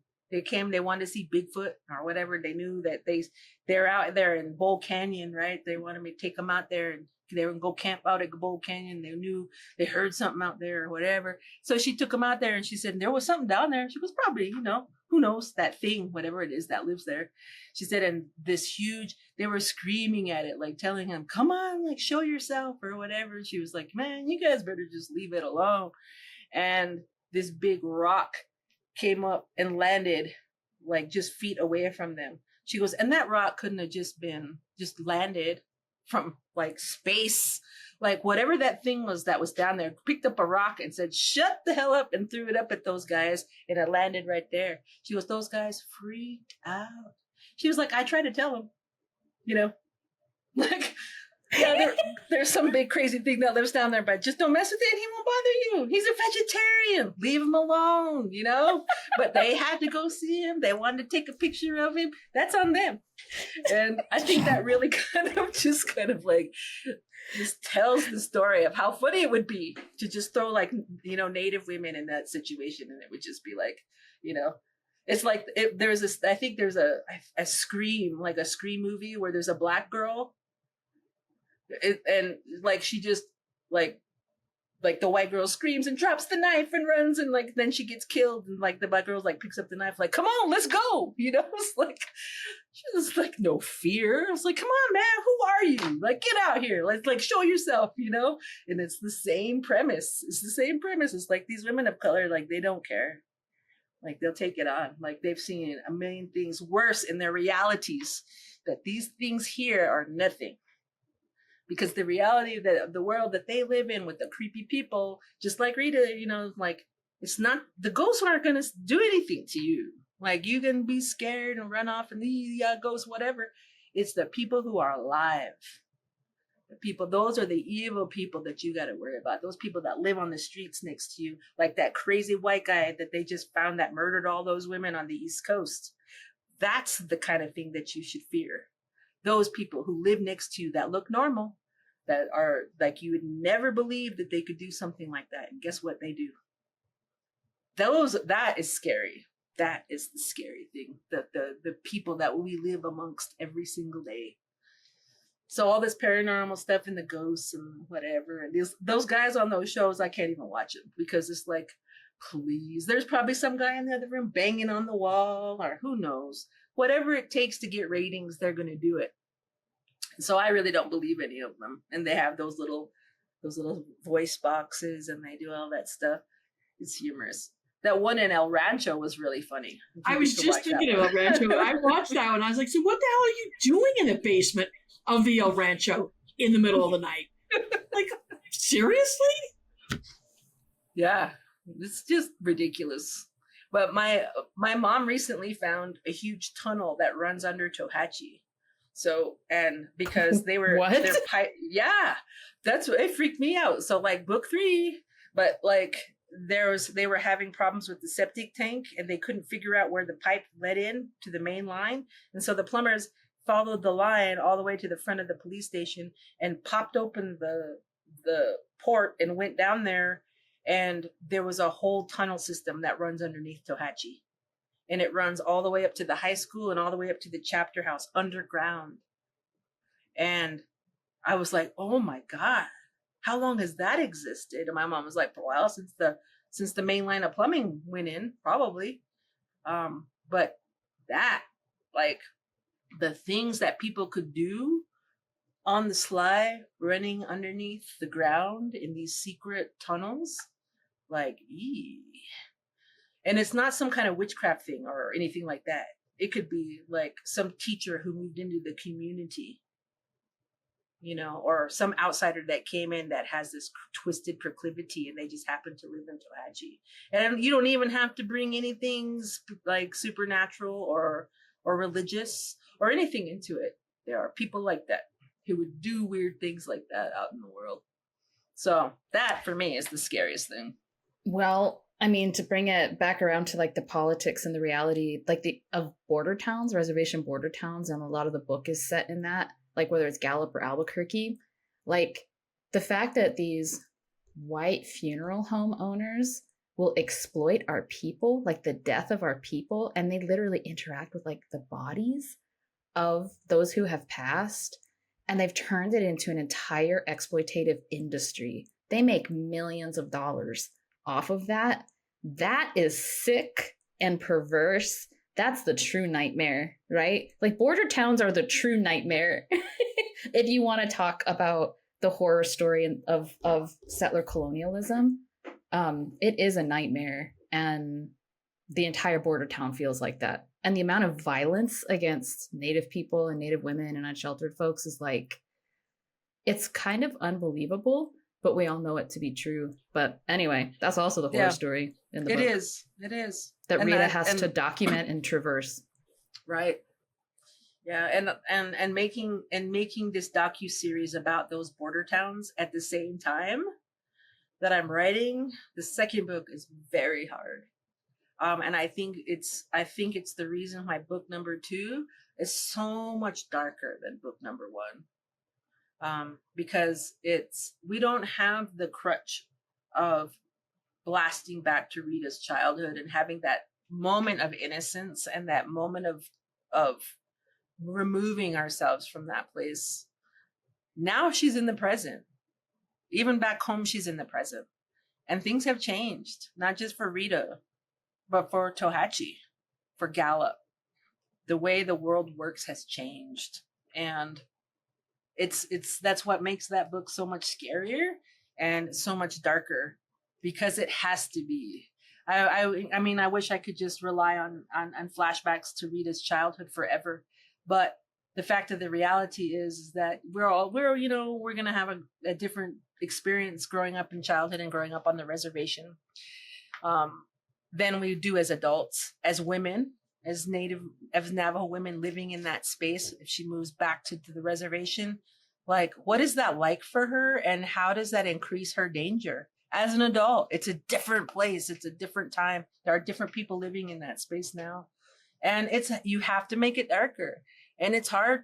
It's hard to be in that space. It's hard to make this film at the same time and relive trauma day in and day out, and listen to it in my editing bay, and then go back into the book and write about it. So what I think it is like, again, catharsis, moving the story through not only colonialism, but like the encroachment of the Catholic Church on our spaces, the encroachment of government and regulation, and who these people are that have moved into our spaces, and how do they treat us, and how do they move within our spaces. And so of course it's darker because of that. And Rita's having to experience the world as a woman and as in a different space. She may start out in Albuquerque, but eventually she moves home.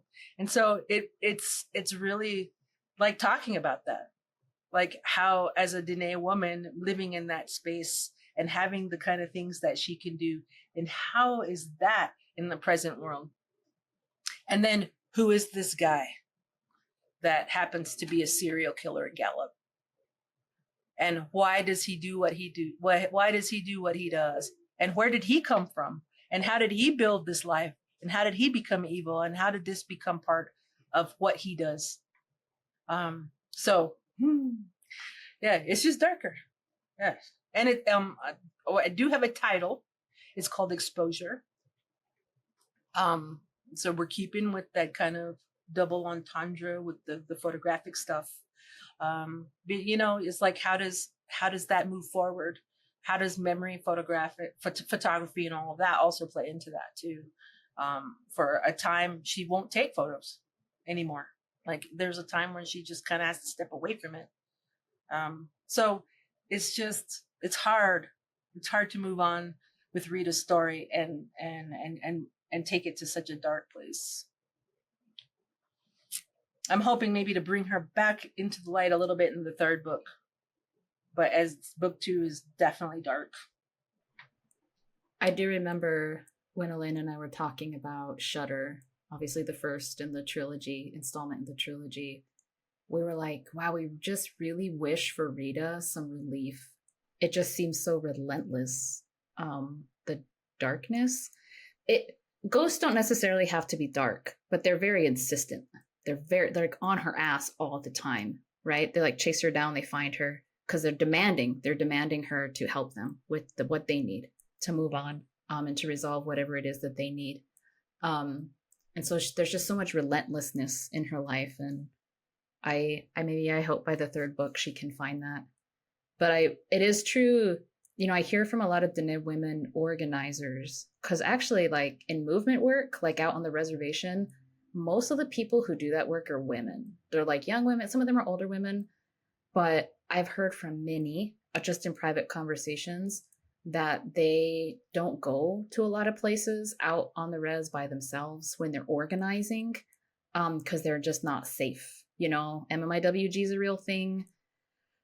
Predatory masculinity is a real thing. It's very rural. Like there's so many different ways that Diné women and just Native women are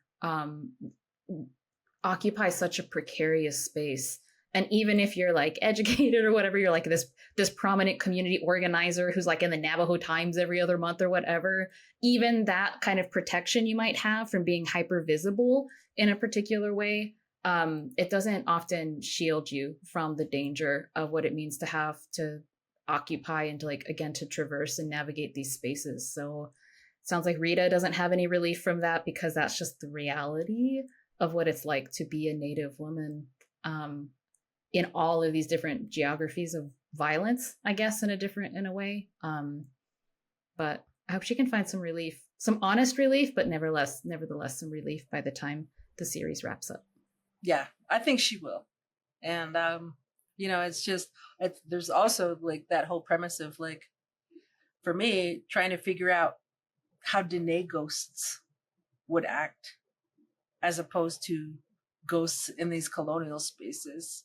Like what because they're different. They're gonna operate and behave differently than the ghost that she sees in Albuquerque. And how do Navajo people exist in the afterlife? Like, we don't know. So we have no idea. Nobody knows, right? So it's fun because then you get to just be like the one who makes it up. But that's something I've had to figure out. Is like, as a Diné spirit who has crossed over or hasn't yet because they can't. How would they communicate with Rita when they know they're not supposed to be doing that? Like, how do they, because of their own cultural taboos, they know that they're dead, but how do they get justice? How do they exist in that realm? Like, has anyone ever seen a Navajo ghost? I've never heard a story about one, and it's like, because maybe they don't exist, but then maybe they do. So it's brought a lot of new, interesting things into my brain about the limitations that a Diné ghost would have compared to somebody who comes from a colonial background, who or a white person or a Black person. Like, those ghosts are going to interact differently with us than our own people who come back. Like Mrs. Bits, like the ghost in Tohatchi, like that. She knew, like, she was like, I know I'm not supposed to be over here, and your grandma wouldn't approve of me coming to ask you this favor, but please, would you just do this one thing for me before I have to go and find this paperwork, right? So they're even reluctant to do it, but she does it just because she knows Rita so well. But what about a ghost that doesn't know Rita, who's a complete stranger? Like, how would they interact with her as a victim of these crimes? So yeah, it's been fun. It's been interesting trying to, like, think about those things and how it would change culturally. And so, yeah, it's fun. But it's also very, very strange. But it's something good to talk about. I think people will have these discussions after the book comes out. Because I didn't know if there would be Diné ghosts. I just didn't think they'd exist. So I was just trying to get over that in my own mind and think about it'd have to be something egregious, or they were brought to their deaths by something that just can't be let go. Like they can't move on until it's stopped. They can't move on until there's an end to it. Dang, you just blew my mind. Go ahead, Elena. Yeah. No, I'm thinking along the same lines. And then when you just said it has to be something particularly egregious, I was thinking, and then in my mind also the serial killer motif, and I'm thinking, would they come back to protect, to warn, to through Rita, once they discovered that she could see them and talk to them, would that be their primary focus, is protecting their family, their community? And because not ever heard of Navajo ghosts, so yeah.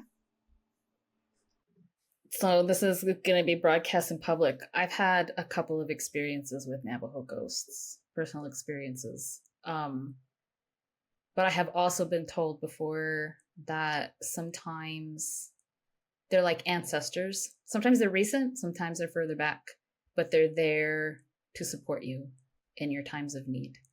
They make themselves known sometimes to let you know that you're doing the right thing. Right? Like when ancestors come to you and they help to push you forward in the right direction, especially if you're struggling. So I do know that that's one way, possibly, but that's not the two other experiences. I've been told this by other people who can see things that I can't see. But when I lived in the South Valley, actually, the South Valley of Albuquerque, those are where my two experiences occurred in the home. There are a lot of, I think our people crossed the Rio Grande on their way to Fort Sumner, very close to where our house was. So that might have been why there were things there, but I have had some experiences. Formerly alive. Well, yeah, I mean, I believe that. But it's never to haunt. Like, that's never the goal. It's not to haunt or to freak you out. I've never heard that ever. Yeah, it's never like that. It's not a bad thing or a negative thing. It's like they're always there to guide you, like you were saying, they're there to guide you or to help you to do something. But it's not just there to be like, boo. It's not like that at all. It never is. So I totally agree with that take, because that's kind of how Rita's ghosts are dealing with it too. They need help. And they know she does too. And so they're gonna help her, but in a strange way. So it's hard. It's hard to think about how they would communicate and all of that. As Diné people, they have different beliefs even in the spirit world. So it's interesting to delve into. What is it that we're told? Like, you shouldn't really, like when you like fuck around and find out, you shouldn't do that, right? Right? You should, getting scolded for something that hasn't even happened yet. But it's like, we're told that you shouldn't do anything without a purpose. You need to have a purpose for when you're deciding to go, especially with these types of things. And I imagine that our relatives who are in the afterlife probably live according to that same philosophy still. Like, in my understanding, like you said, like Navajo ghosts, I don't hear about that. You don't hear about hauntings from Diné people, like Navajo ghosts. You don't hear about that at all. If they ever do, it's for a purpose and it's temporary. It's like, they don't just like hang around, They don't like mess around with things. Like, I've never, ever heard of that happening, ever. You don't hear about poltergeists in people's hogans, because, they're not going to float a teapot across the room for shits and giggles. They're going to come and tell you something really important because they're not going to waste their time doing something like that. Yeah. It's just, it's fun to think about that. Like, it's just, but who knows? Like, we don't even know like what happens. So it's up to you how you want to guide this story. But I just felt like as that they would never change, whether they were dead or alive. They're still going to believe what they believe. Yeah. It's not like they're gonna die and then they're gonna decide to become Casper. It just doesn't work that way.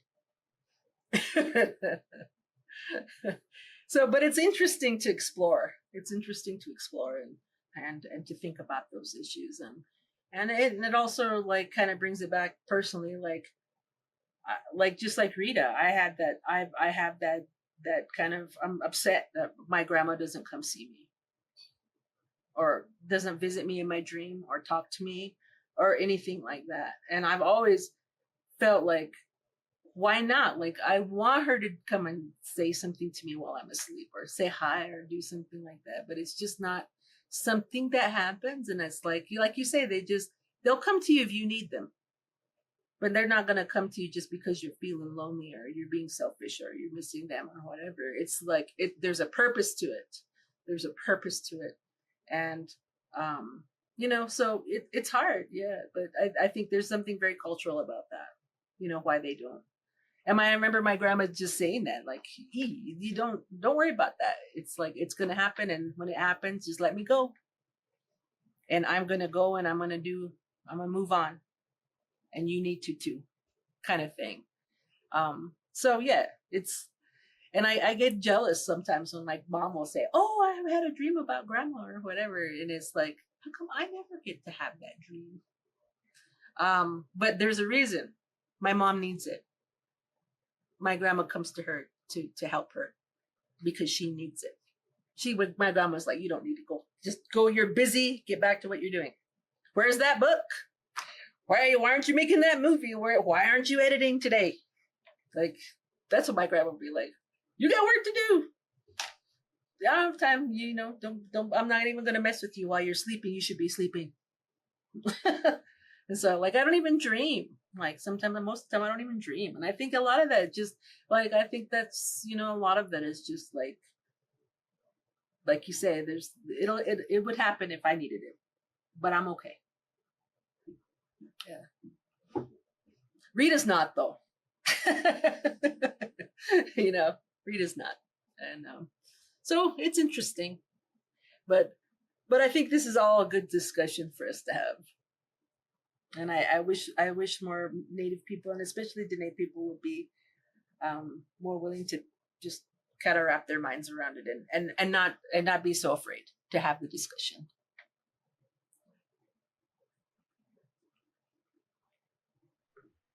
Wow, I'm gonna be really thinking about this after we get off the podcast. No, but in like a really good way. This has been a crazy week in so many ways, but this is, I don't know, there's something about this that opens some things up, and I really appreciate it. Any last comments, Elena? No, I feel the same way. I mean, it brought great memories for me about my great grandmother and my grandfather, and stories, and the scary stories, and just laughing about getting blamed for things that hadn't happened yet, and then turning around and saying, I didn't do it, he did it, and then someone else getting blamed for something that they didn't. I mean, all of those memories are great, and just the idea of telling stories like that. And I'm super grateful that you're telling stories like this, because when I was growing up, we didn't see stories like this. We didn't read stories like this. And I think it's so important for the next generations to see that even though they might not have the same experiences that we did growing up, sitting around a campfire telling scary stories with our grandparents, that those stories and that tradition is being carried on. And it's being carried on by our own people, and not told from an outside perspective, or not told by someone who's just trying to make a buck, and who's writing comic books and infantilizing our belief systems and our people. And that's really what Hillerman does, is infantilizes in cartoon form Diné people. And don't want to deal with that anymore. So yay. And thank you for talking to us. I really appreciate it.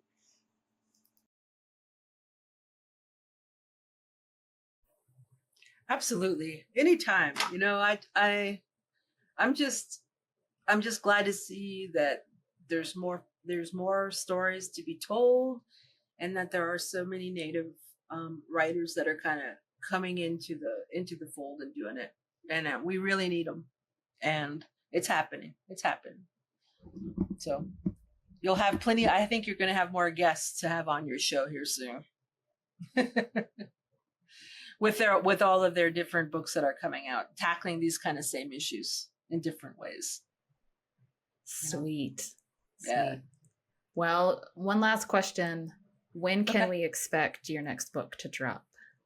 Is there a release date yet for that book? No, there's not a release date yet. I just literally handed over the first draft of the second book about 2 weeks ago. Congratulations. Thank you. Oh my God, that first draft is always the worst. Gotta get it out. And my editor is very proficient. She's also very fast. And they're really pushing me to put the book out next year. But she also told me that, because she was like, just in the back of your mind, kind of thinking about all, like, there's a lot of new books that are going to be coming out next year, and it's an election season. And so they're like trying to cram me in before the election happens, and there's all kinds of craziness that's going on. So I really don't know if we're going to make it next year. I hope so. I think we, as the editor and writer, will make it. Whether they get the publishing together by the next year, I don't know. I'm hoping we do. So that's my goal, is to have it out next year. I will say that Shudder has been optioned. So yay. So I'm going to have that to deal with as well. So they're wanting to get the book out next year, like, and help me get it finished so that I can deal with that part of it.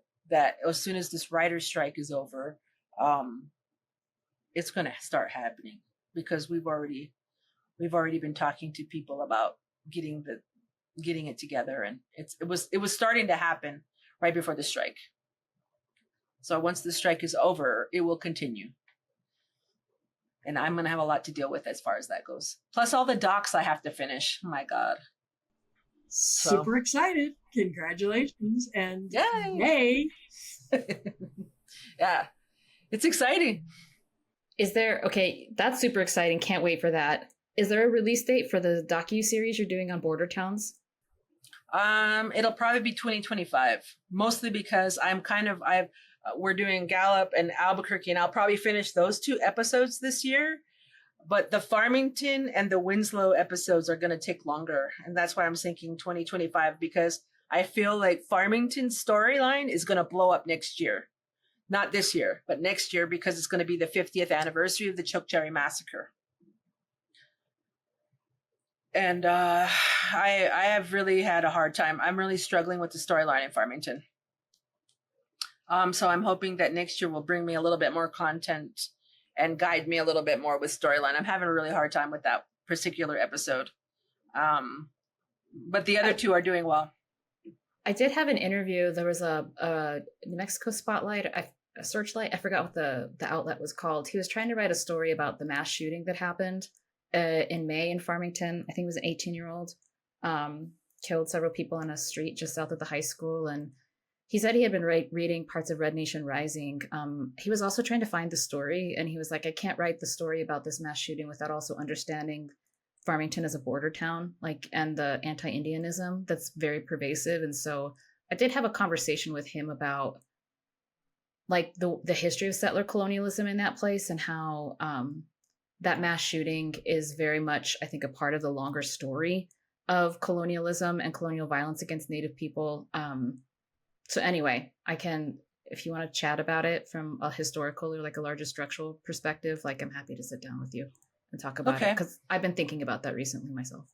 Yeah, and I mean, you talked when I interviewed you before, we talked a little bit about it, but yeah, I mean, and I'm it's always like when you're making the documentaries, you got to find a narrative thread, And so I just haven't found my thread. And I thought about maybe like including the woman who runs the drone operation out there. She's a Diné woman, and she's, you know, when these people go missing, she's the only one that's willing to take her own money and time and her drones and go out there and search for people. And I mean, that's huge. I thought maybe bringing her in on a narrative thread or telling her story through the process of telling the backstory of Farmington. Yeah, but that's the kind of thread I need, is like somebody who really is living in and dealing and working in that space and dealing with the violence and the things that go on there on a daily basis. And I think, you know, and I interviewed Chili, and we talked about what happened to Chili, and he talks about what happened to him in very vivid detail. And then also talks about Shiprock's relationship with Farmington and the people of Shiprock and how they deal with that. So it's just finding more thread lines. I mean, I only have a 30-minute episode. You know, I should be able to do this. But I also think that it's just the act of making this trauma film that's hard for me. It's hard to make this film because it's constant. It's hard to listen to these stories and to find a storyline that is just so hard negative. I'm used to trying to make positive stories. So that's why that's why I guide the stories to people who are making a difference, who are trying to change things, like that woman who's doing the drone work. So that's the narrative thread. I need positive narrative threads. Yeah, I don't want to just make poverty porn. I'm not into that. Totally. Because, I mean, there's such powerful resistance that has always come out. It's not like Native people have just accepted the reality of colonial violence. I mean, we've always risen up and fought back to protect the people, always. So, yeah, to me, that's the most profound story of a border town. Absolutely. That's the story. I mean, this much is telling the background, and the rest of the story is how we move on from it and how we change it. Yeah. So keep going on that one. Well, we've recorded for almost 2 hours. Oh my God. And we have 2 episodes worth of content here. So we'll figure out. No, it's like incredible. And it was just natural because I was so like, I don't know, listening to you talk and engaging with you is really wonderful. The 2 hours passed really quickly. But yeah, I think we'll split this up into 2 episodes. One might be for patrons, one might be for public, or we'll figure it out. But okay. Thank you for sitting down with us for 2 hours on a Saturday. A second time. Anytime, guys. It's been such a pleasure. Well, thanks, you guys. Thank you. Thanks, Ramona.